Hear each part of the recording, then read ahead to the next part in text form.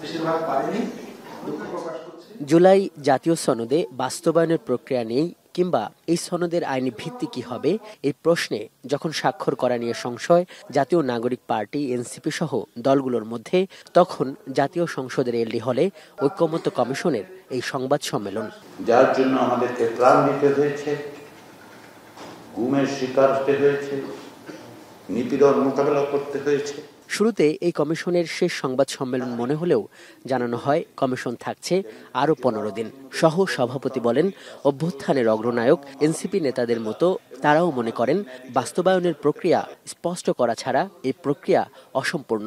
তবে এতদিনে সবার পরিশ্রমে যে জায়গায় আসা গেছে সেটির আনুষ্ঠানিকতাকে দলগুলো উৎসবের আবহ দেবে আশা করেন তিনি। সরকারের পক্ষ থেকে এই সময়ের মধ্যেই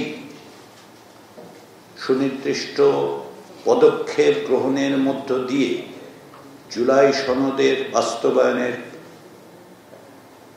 প্রক্রিয়াটি শুরু করা হবে এবং তা যেন সঠিকভাবে, সুচারুভাবে এবং সকলের অংশগ্রহণের মধ্য দিয়ে অগ্রসর হয় তার নিশ্চয়তা বিধান করবেন। কমিশনের মেয়াদ থাকা অবস্থায় এই প্রক্রিয়াটা আমরা সমাপ্ত করতে চাই।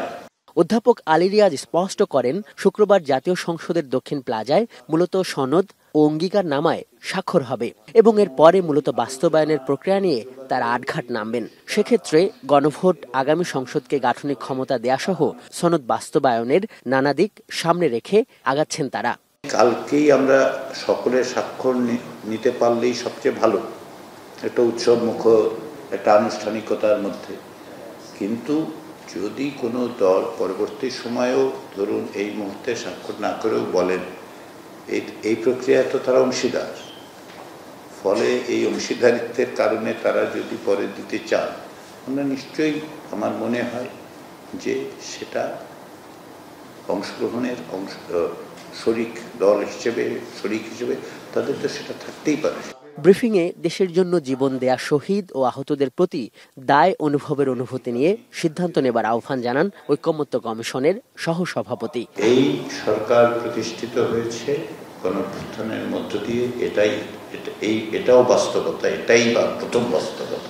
আজহার লিমন, এখন, ঢাকা।